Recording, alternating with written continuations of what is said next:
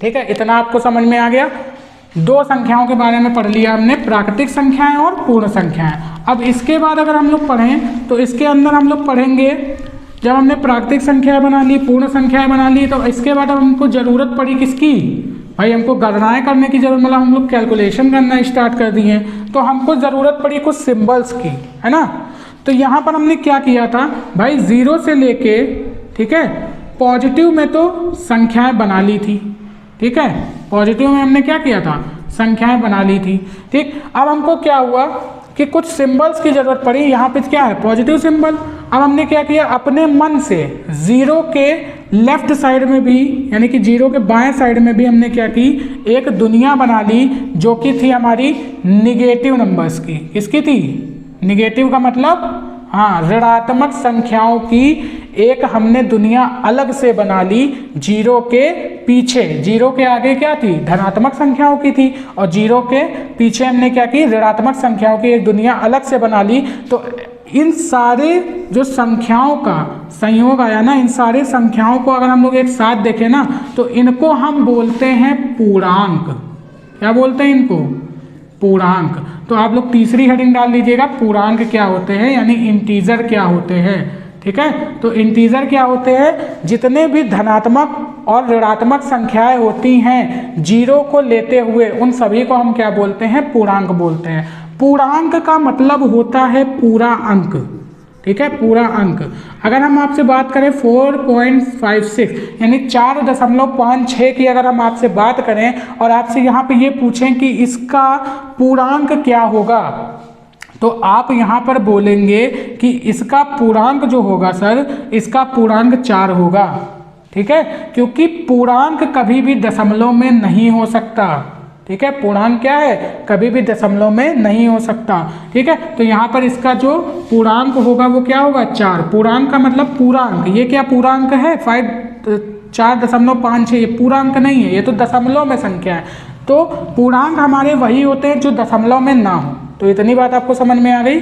चलिए, अच्छा, एक चीज़ मैं इम्पोर्टेंट नोट करके आप और भी लिख सकते हो कि दो प्राकृतिक संख्याओं का जो योग होता है, लिख लो नोट करके, दो प्राकृतिक संख्याओं का जो योग होता है वो हमेशा प्राकृतिक होता है, परंतु दो प्राकृतिक संख्याओं का जो अंतर होता है वो कभी भी प्राकृतिक हो सकता है और कभी प्राकृतिक नहीं भी हो सकता है। इसका उदाहरण हम समझाते हैं आपको। हमने बोला दो नेचुरल नंबर का सम, यानी कि दो प्राकृतिक संख्याओं का योग हमारा क्या हो सकता है, प्राकृतिक संख्या ही होगा, ठीक है, प्राकृतिक संख्या ही होगा, दो संख्याओं का योग, प्राकृतिक संख्याओं का योग, ठीक है। लेकिन अगर हम इनके अंतर की बात करें तो अंतर हमारा प्राकृतिक हो भी सकता है और नहीं भी हो सकता है, ठीक है। जैसे अगर हम बात करें 4+3 तो ये क्या है, 7 है, प्राकृतिक संख्या है ना।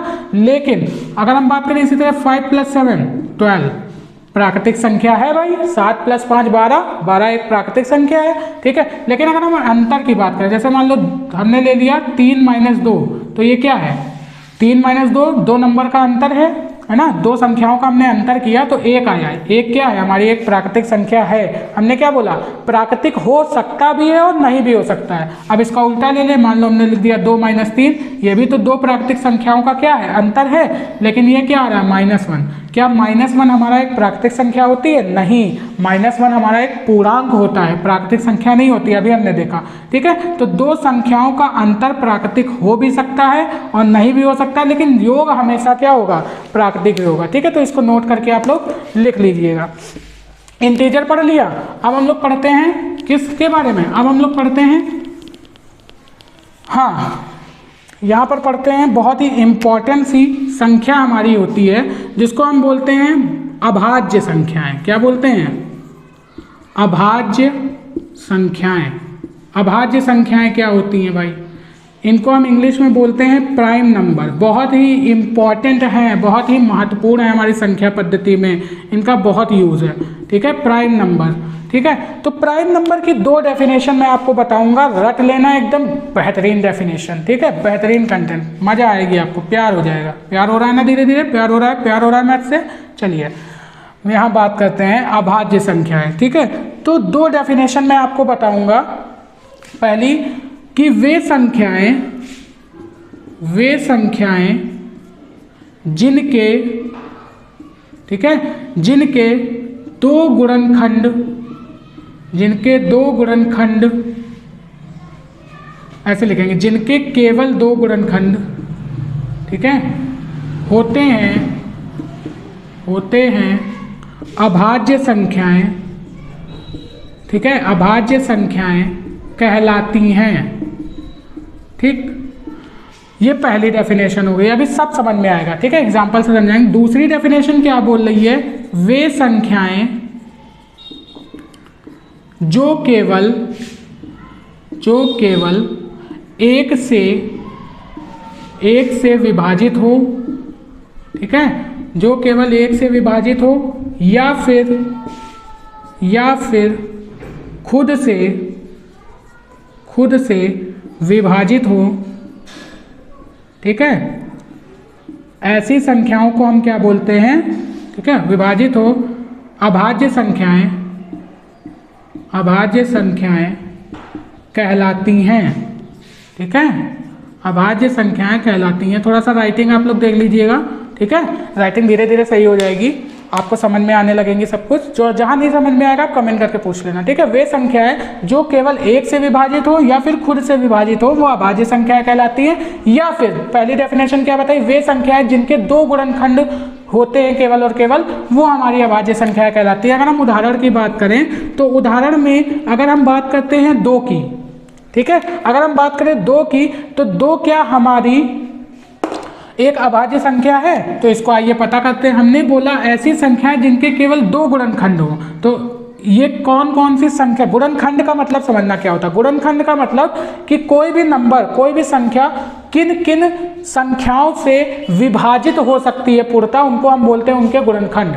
ठीक है, तो यहाँ पर हम देखेंगे कि ये जो 2 है वो 1 से विभाजित हो सकता है और 2 से विभाजित हो सकता है, और ये जो 2 संख्या है वो और किसी से विभाजित होगी?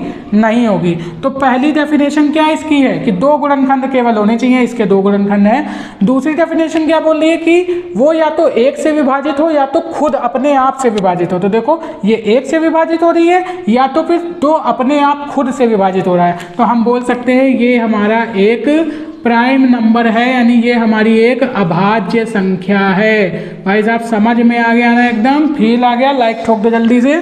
फील आ गया आपको? फील आ गया क्या होता है प्राइम नंबर? चलिए अब यहाँ पे 1-2 एग्जांपल और ले लेते हैं। जैसे अगर हम बात करें यहाँ पर 1 की, तो 1 क्या हमारा एक प्राइम नंबर है? आप बोलोगे नहीं सर 1 हमारा प्राइम नंबर नहीं है, क्योंकि ये 1 से तो विभाजित हो रहा है लेकिन इसका केवल एक ही फैक्टर है। ठीक है, इसका क्या है? केवल एक ही फैक्टर है, इस वजह से हमारा ये प्राइम नंबर नहीं हो सकता। अगर हम बात करें 3 की सर, तो 3 क्या हमारा प्राइम नंबर है? बिल्कुल है सर, क्योंकि ये 1 से भी डिवाइड होगा, अभी हमने बताया ना, 1 से भी विभाजित होगा और खुद से विभाजित होगा, और इसके केवल 2 ही गुणनखंड आ रहे हैं, तो ये भी हमारा एक प्राइम नंबर होगा। वाह सर मजा आ गई, मजा आ गई सर, प्राइम नंबर समझ में आ गया सर, अभाज्य संख्याएं समझ में आ गई सर। यही कंटेंट चाहिए था हमको, बिल्कुल यही कंटेंट मिलेगा आपको, बिल्कुल परेशान होने की जरूरत नहीं है। हमने क्या बोला? बस पेशेंस के साथ लास्ट तक वीडियो को देखना और आपको बहुत बेहतरीन कंटेंट मिलेगा। मैंने क्या बोला ना, प्यार करवा दूंगा आपको, प्यार।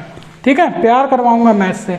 अच्छा, अगर हम यहीं पे बात करें 4 की, हम 4 ले रहे हैं और हम बोल रहे हैं 4 को पता करो ये अभाज्य संख्या है कि नहीं है, तो आप बोलोगे कि सर 4 1 से डिवाइड होगा, 1 से विभाजित होगा, 4 2 से भी विभाजित होगा और 4 अपने आप से भी विभाजित होगा। तो पहली डेफिनेशन गलत हो गई। हमने क्या बोला कि अभाज्य संख्या है वो जिनके केवल 2 गुणनखंड हो। यहाँ कितने आ गए? 3।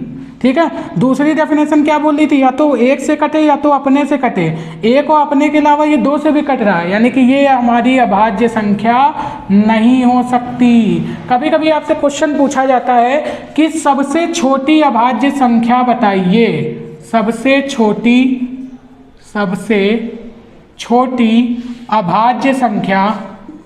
अभाज्य संख्या, ठीक है, बताइए। तो सबसे छोटी अभाज्य संख्या याद रखना 2 होती है, 2 से छोटी अभाज्य संख्या नहीं होती है। ठीक है, सबसे छोटी अभाज्य संख्या हमारी 2 होती है, ध्यान रखना। अब आपसे पूछा जा सकता है कि 1 से लेकर 100 तक कितनी अभाज्य संख्याएं होती हैं, तो आपको याद रखना है कि 1 से लेकर 100 तक 25 प्राइम नंबर यानी कि 25 अभाज्य संख्याएं होती हैं। ठीक है, कितनी अभाज्य संख्याएं? 25 अभाज्य संख्याएं होती हैं। तो ये हो गया अभाज्य संख्या के बारे में। ठीक है, अब हम पढ़ते हैं ये फिर सर अगर 4 अभाज्य संख्या नहीं है तो ये क्या है? इसके बाद का जो नंबर पढ़ने वाले हैं ना, ये 4 वो है। ठीक है, तो अब इसके बाद जो हम नंबर पढ़ेंगे वो है हमारा संयुक्त संख्या। संयुक्त संख्या क्या है? अगली हेडिंग लगाएंगे संयुक्त संख्या। ठीक है, संयुक्त संख्याएं क्या होती हैं सर? तो हमने बोला वे संख्याएं जो कि अभाज्य नहीं होती हैं, संयुक्त होती हैं। पहली डेफिनेशन क्या बोला? वे संख्याएं जो कि अभाज्य नहीं होती हैं, संयुक्त होती हैं, संयुक्त संख्याएं कहलाती हैं। ठीक है, संयुक्त संख्याएं कहलाती हैं। अच्छा सर, दूसरी डेफिनेशन क्या है इसकी? दूसरी परिभाषा क्या है कि वे संख्याएं जिनके 2 से ज़्यादा गुणनखंड होते हैं, ठीक है, संयुक्त संख्याएं कहलाती हैं। संयुक्त संख्याएं कहलाती हैं। ठीक है, इसको भी अभी एक उदाहरण से समझ लेते हैं। जैसे अभी जाने अनजाने में हमने अभाज्य संख्याओं में एक उदाहरण बता दिया था आपको, कौन सा? 4 का। अगर हम 4 को क्या करें, हमने बोला वे संख्याएं जो अभाज्य नहीं होती। 4 अभी हमने देख लिया अभाज्य संख्या नहीं है। ठीक है, तो वे संख्याएं जो अभाज्य नहीं होती संयुक्त कहलाती हैं। और हमने बोला वे संख्याएं जिनके 2 से ज़्यादा गुणनखंड हो। तो अगर हम यहाँ पे 4 की बात करें तो 4 का देखो कितने गुणनखंड थे? 1 था, 4 था और 2 था, यानी कि इसके 3 गुणनखंड थे। तो इसके गुणनखंड क्या थे? 2 से ज़्यादा। तो ये हमारी कैसी संख्या है? ये हमारी संयुक्त संख्या है। ठीक है, अब यहाँ पे संयुक्त संख्याओं को और भी एग्जाम्पल ले सकते हैं, जैसे 4 हो गया, 6 हो गया, ठीक है, 8 हो गया, ठीक, 4, 6, 8, 10, 12, ये सारी हमारी क्या है? संयुक्त संख्याएं हैं। ठीक है, तो लिख लेना एक्सेट्रा करके, आदि करके, यहाँ पे लिख लेना आदि। ठीक है, ये सब क्या है? हमारी संयुक्त संख्याएं हैं। इसी तरह अगर हम लोग उसका अभाज्य संख्याओं का सेट बनाए तो हम बोल सकते हैं 2 है, 3 है, 5 है, 7 है, 9 है, नहीं 9 नहीं होगा। 9 हमारा क्या है? 9 हमारा देखो अगर हम लोग बात करें तो 9 हमारी एक अभाज्य संख्या नहीं होगी। इसका रीज़न ये होगा कि जो 9 है वो हमारा 1 से भी कटेगा, अपने से भी कटेगा, और 3 के पहाड़े में भी 9 आता है। तो ये हमारा क्या होगा? संयुक्त संख्या होगा। यानी कि हम क्या कर सकते हैं? 9 को भी संयुक्त संख्या में डाल सकते हैं। ठीक है, तो आपको संयुक्त संख्या समझ में आ गई, अभाज्य संख्या समझ में आ गई, पूर्णांक समझ में आ गया। ठीक है, प्राकृतिक संख्याएं समझ में आ गई, पूर्ण संख्याएं समझ में आ गई। ये सारा बेसिक मज़ा आ रही होगी थोड़ी सी, है ना? बस पेशेंस रख के आप लोग देखते रहिएगा। थोड़ी वीडियो हमको लग रहा है लॉन्ग चली जाएगी, लेकिन कोई नहीं, आपको कॉन्सेप्ट आना चाहिए ना। कॉन्सेप्ट समझना है तो थोड़ा सा यार देख सकते हो भाई, 3 घंटे की मूवी देख सकते हो बैठ के लगातार। हाँ, आधे घंटे और 45 मिनट की वीडियो नहीं देख सकते हो जो आपको कुछ सिखा के जा रही है ना? मूवी देखते हो क्या है यार? वही प्यार मोहब्बत, है ना? प्यार मोहब्बत की बातें, लड़की के चक्कर में लड़ाई, यही सब देखते हो, है ना? वो 3 घंटे लगातार देख लेते हो, है ना? और इसको 40 मिनट देख लोगे, 45 मिनट, तो थोड़ी सी दिक्कत हो जाएगी। ऐसा नहीं, है ना भाई? देखो, मन से पढ़ाई करो। इससे प्यार हो गया ना तो कुछ बना के छोड़ेगी, लड़कियों से प्यार होगा तो धोखा मिलेगा। हाँ, ठीक है, चलिए तो आगे बात करते हैं हम लोग, बकवास किए बिना लाइन पे आते हैं अपनी ट्रैक पे। हाँ, तो हम लोग ने पढ़ लिया संयुक्त संख्या। अब इसके बाद 2 बहुत महत्वपूर्ण डेफिनेशन के बारे में हम लोग पढ़ने वाले हैं, जो कि हमारे पूरे नंबर सिस्टम में यूज़ होंगी, जिसका नाम है, पहली जो है वो है परिमेय संख्याएं। इनके बारे में पढ़ेंगे, ये क्या होती हैं, ठीक है। और दूसरी होती हैं अपरिमेय संख्याएं, बहुत ही इम्पॉर्टेंट, पूरे आपके सिलेबस में ये बहुत इंपॉर्टेंट रोल प्ले करेंगी। हालांकि सभी संख्याओं का अपना अपना रोल है पूरे नंबर सिस्टम में, लेकिन यहाँ पे ये दो जो आप पढ़ोगे ये बहुत ही ज़्यादा इंपॉर्टेंट रोल प्ले करेंगी। और लास्ट में जो हम डेफिनेशन पढ़ेंगे वो पढ़ेंगे वास्तविक संख्याएं, जो कि आपको कक्षा 10 के अंदर यानी 10th क्लास के अंदर इसका एक पूरा ब्रॉड चैप्टर मिलेगा। ठीक है, अभी तो यहाँ पर हम समझ लेंगे कि वास्तविक संख्याएं क्या होती हैं, लेकिन यहाँ पर वास्तविक संख्याओं को आप कक्षा 10 में एकदम अच्छे से पढ़ेंगे। एक चैप्टर है इसका पूरा अलग से, जैसे नंबर सिस्टम आपको चैप्टर दिया है उसी तरीके से ये पूरा एक चैप्टर दिया हुआ है। ठीक है, तो यहाँ पर समझ लेते हैं सबसे पहले परिमेय संख्याएं क्या होती हैं। ठीक है, परिमेय संख्याएं, तो परिमेय संख्याओं को हम इंग्लिश में बोलते हैं रैशनल नंबर। रैशनल नंबर क्या होते हैं, तो इसकी भी डेफिनेशन हम लोग देख लेते हैं। वे संख्याएं जिनको P/Q के रूप में लिखा जा सकता है,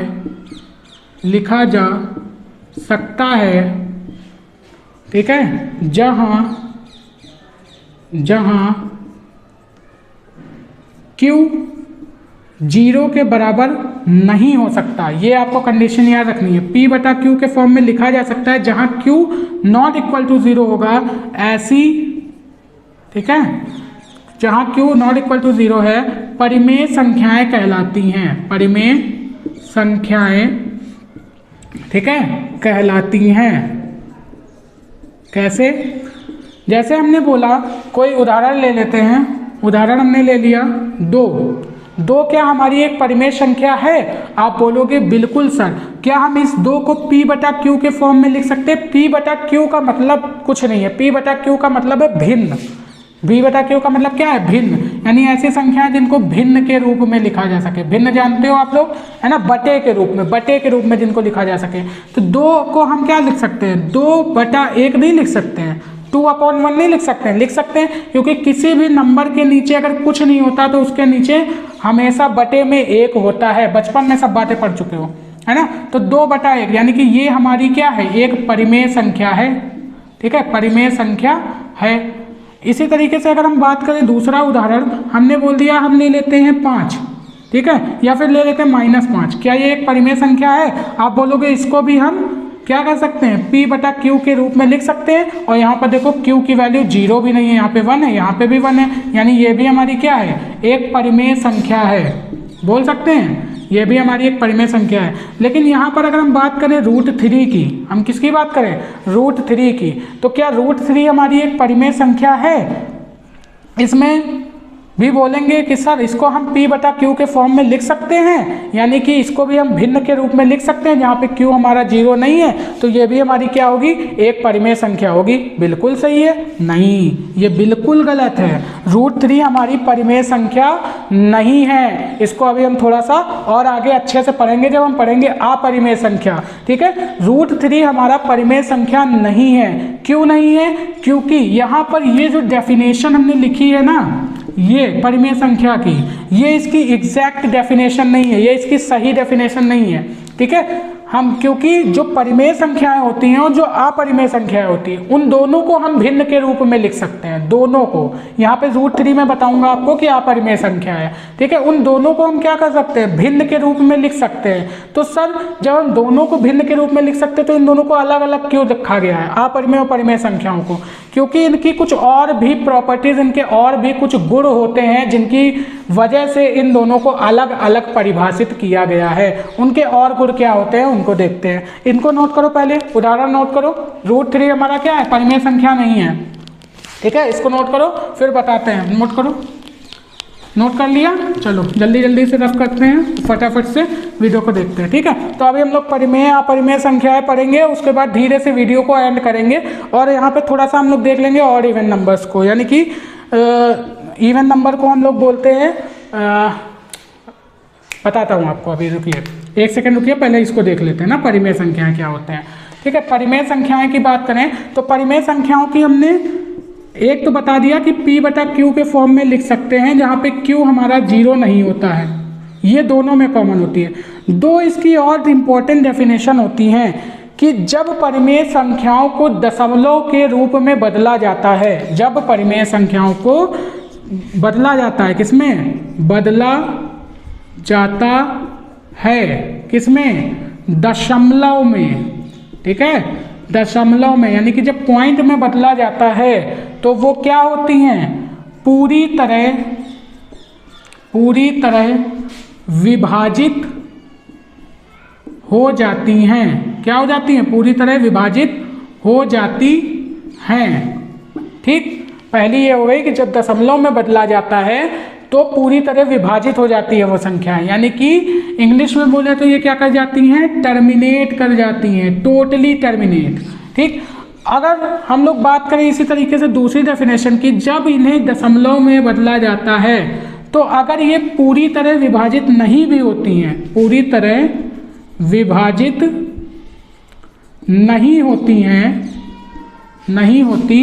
हैं तो क्या करती हैं, ये रिपीट करती हैं। यहाँ पे लिख लेना, तो ये क्या करती हैं, रिपीट करती हैं। अब थोड़ा सा समझ जाना, रिपीट करने का मतलब होता है बार बार वही संख्याएं आती हैं ना, तो क्या करती हैं, ये रिपीट करती है, यानी कि दोहराती हैं, बार बार अपनी संख्या को क्या करती हैं, दोहराती हैं। ठीक है, तो यहाँ पर दो डेफिनेशन और है। अब इन दो डेफिनेशन को जो नंबर सेटिस्फाई करेगा, जो नंबर इन दो डेफिनेशन को, इन दो परिभाषाओं को संतुष्ट करेगा, वो हमारा परिमेय संख्या कहलाएगा। ठीक है, जैसे हम बात करें 2 की, तो 2 को अगर हम दशमलव में बदले तो 1 का 2 से क्या करेंगे भैया, यही तो करते हैं, ये हमारा होता है अंश, ये हमारा होता है हर, तो हम क्या करते हैं, अंश को हर से डिवाइड करते हैं, यानी हर को रखेंगे बाहर, अंश को रखेंगे अंदर, और इस तरीके से भाग करेंगे। तो 1 दूनी 2, पूरा पूरा कट गया। तो यहाँ पर देखो ये जो 2 आया, ये हमारा क्या हुआ, पूरा पूरा विभाजित हो गया, यानी जो 2 है वो 1 से पूरा पूरा विभाजित हो गया।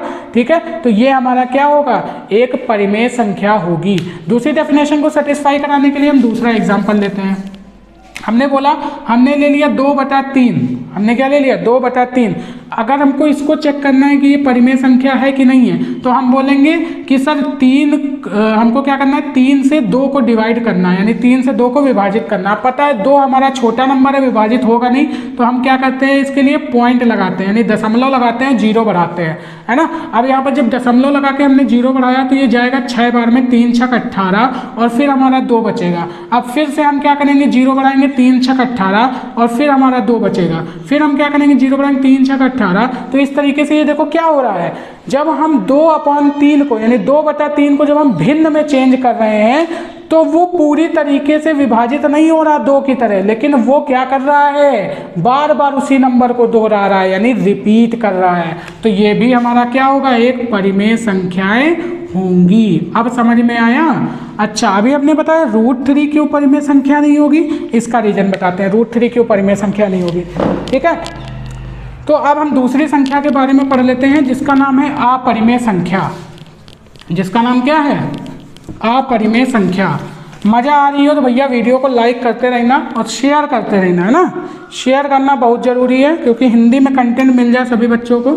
अपरिमेय संख्या, ठीक है, अपरिमेय संख्याएं क्या होती हैं, एक्सप्लेनेशन फुल दूंगा भाई, एक्सप्लेनेशन फुल दूंगा, भले वीडियो लॉन्ग हो जाए, एक्सप्लेनेशन फुल दूंगा। मैं शॉर्ट नहीं करूंगा वीडियो को, वीडियो में टाइम कम नहीं करूंगा। ऐसा नहीं होगा कि टाइम कम हो जाए और वीडियो फिर मज़ा नहीं आएगी आपको, क्योंकि फुल एक्सप्लेनेशन होगी तभी मज़ा आएगी ना। अपरिमेय संख्या, अपरिमेय संख्या क्या होगी, मैं कंटेंट नहीं छोड़ूंगा। ठीक है, अपरिमेय संख्याएं ऐसी संख्याएं जो P/Q के रूप में लिख सकते हैं और Q = 0 ना हो। ये डेफिनेशन इसमें भी चिपका देना। ठीक है, लेकिन इसकी एक डेफिनेशन और है जो क्या करती है, परिमेय संख्याओं को अपरिमेय संख्याओं से अलग करती है। क्या है कि जब इन्हें दशमलव में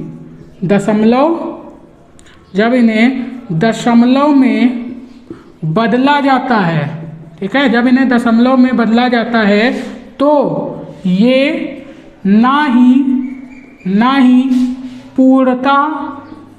पूर्णतः विभाजित होती हैं। ठीक है, ऐसे लिख लेना, ना ही पूर्णतः विभाजित होती हैं, और ठीक है, और ना ही क्या होती हैं, दोहराती हैं, ना ही दोहराती हैं या फिर रिपीट करती हैं, ठीक है, ना ही वो क्या करती हैं, ठीक, ना ही वो रिपीट करती हैं और ना ही वो पूर्णतः विभाजित होती हैं। अगर हम इसके एग्जाम्पल की बात करें, इसके उदाहरण की बात करें, तो इसके उदाहरण है पाई। पाई के बारे में आप जानते हैं क्या है? पाई एक ऐसा स्पेशल टाइप का नंबर है, ठीक है, जो कि हमारा एक अपरिमेय संख्या है। इसकी वैल्यू हम लोग जो रखते हैं, ठीक है, कैलकुलेशन करते समय वो रखते हैं 22/7 या 3.14। लेकिन ये जो पाई की वैल्यू 22/7 या 3.14 है, ये इसकी सही मान नहीं होता है, ये इसका लगभग मान होता है, ठीक है, ये इसका लगभग मान होता है, ये इसका सही मान नहीं होता है, क्योंकि पाई की एक्चुअल वैल्यू, पाई का सही मान अभी तक ज्ञात नहीं हो पाया है। पाई हमारी क्या है? एक अपरिमेय संख्या है, इसी वजह से कहलाई जाती है, क्योंकि जब इसे, ठीक है, दशमलव में बदला जाता है तो ना ही ये पूरी तरीके से टर्मिनेट करती है और ना ही ये रिपीट करती है। जबकि अगर हम 22/7 को अगर हम डिवाइड करते हैं तो ये कहीं ना कहीं जाके पूरी तरीके से टर्मिनेट हो जाता है। 3.14 कहीं ना कहीं जाके रुक जाता है, ठीक है, या फिर कहीं ना कहीं से रिपीट करने लगता है। लेकिन जो पाई है उसकी वैल्यू कभी रिपीट नहीं करती। तो कैलकुलेशन के पर्पज से हम लोग इसका लगभग मान यूज़ करते हैं, ध्यान रखिएगा। तो पाई क्या है? हमारी एक अपरिमेय संख्या। और रूट के अंदर अभी हमने जो 3, 2, ठीक है, रूट के अंदर 5, 7, ये जितने भी नंबर हम लोग लिखते हैं ना रूट के अंदर, ये भी हमारे क्या होते हैं? एक अपरिमेय संख्याएं होती हैं। और आपकी एक्सरसाइज के अंदर, आपके अभ्यास के अंदर जो 1.2 एक्सरसाइज है उसमें बताया गया है, उसमें सिद्ध भी किया गया है कि आप हमको सिद्ध करके बताइए कि √2, √3, √5 हमारी अपरिमेय संख्याएं हैं। तो उनको हम लोग अपनी नेक्स्ट वीडियो में देखेंगे, ठीक है, कि किस तरीके से हम लोग प्रूफ करेंगे या फिर सिद्ध करेंगे कि ये सब हमारी अपरिमेय संख्याएं हैं। तो परिमेय संख्याएं और अपरिमेय संख्याओं के बारे में आप समझ गए। चलिए अब जल्दी से पढ़ लेते हैं इवन नंबर और ऑड नंबर, यानी कि सम संख्याएं और विषम संख्याएं क्या होती हैं, ठीक है। तो सम संख्याएं, देखो छोटा सा आप लोग लिख लेना जल्दी से कि सम संख्याएं वो संख्याएं होती हैं जो 2 से पूरी तरह विभाजित हो जाती है। इनका उदाहरण मैं बता देता हूं। जैसे अगर मैं बात करूं 4 की, तो 4 को अगर मैं 2 से विभाजित करूं तो वो पूरी तरह विभाजित हो जाता है 2 बार में, यानी 2 दूनी 4। तो ये क्या हो गया? हमारा एक सम संख्या हो गई। ये क्या हो गई? हमारी एक सम संख्या, ठीक है। और विषम संख्या क्या होती है? विषम संख्या क्या होती है? विषम संख्याएं ऐसी संख्याएं होती हैं जिनको अगर हम 2 से विभाजित करें तो वो क्या होती हैं? पूर्णतः विभाजित नहीं होती। देखो 2 से ये पूरी तरीके से विभाजित नहीं होगा। 2 × 2 यानी कि पॉइंट लगा के हमको क्या करना पड़ेगा? 0, यानी दशमलव में आंसर आ रहा है। यानी वे संख्याएं जो पूरी तरह 2 से विभाजित नहीं होती हैं उनको अपन क्या बोलते हैं? हाँ, विषम संख्या बोलते हैं। जो हमारी 2 से पूरी तरह विभाजित हो जाती है उनको सम संख्या बोलते हैं। लास्ट हमारी जो बची है वो बची है कौन सी संख्या? हाँ, जो अभी हम लोग पढ़ रहे थे, जो हम लोगों का 10th क्लास में चैप्टर है वास्तविक संख्याएं। बहुत बढ़िया। तो आपको बेसिक समझ में आ रहा है धीरे धीरे। अब हम इसको पढ़ाने के बाद वीडियो को एंड करेंगे, काफ़ी लंबा नहीं लेके जाएंगे, ठीक है। और बाकी का जो भी कॉन्सेप्ट है हम अपनी नेक्स्ट वीडियो में देखेंगे, ठीक है। चलिए, वास्तविक संख्याएं क्या होती हैं? तो वास्तविक संख्याएं ऐसी संख्याएं होती हैं जो रियली में एग्जिस्ट करती है। वास्तविक का मतलब जो वास्तविकता में है। 2 टाइप की संख्याएं होती है, एक वास्तविक, एक काल्पनिक। काल्पनिक संख्याएं ऐसी संख्याएं होती हैं जो हमारी एक्चुअल मतलब हमारी वास्तविकता में एग्जिस्ट नहीं करती हैं, ठीक है। और जो हमारी वास्तविक होती हैं वो ऐसी संख्याएं होती हैं जो वास्तविकता में होती हैं। जैसे 1, 2, 3, 4, 5, 6, -1, -2, ये सब हमारी क्या है? वास्तविक संख्या है। लेकिन काल्पनिक वो होती हैं जो हमारी वास्तव में नहीं होती, ठीक है। तो उनको हम काल्पनिक बोलते हैं। लेकिन काल्पनिक आपके सिलेबस में नहीं है, हम लोग वास्तविक संख्या देखते हैं। तो वास्तविक संख्या क्या होती हैं? ऐसी संख्याएं जो हमारी परिमेय संख्याएं और अपरिमेय संख्याओं के योग से बनती हैं। मतलब कि हम ऐसा बोल सकते हैं जितनी भी परिमेय संख्याएं होती हैं, जितनी भी परिमेय संख्याएं होती हैं और जितनी भी अपरिमेय संख्याएं होती हैं, ठीक है, उनको हम क्या बोलते हैं?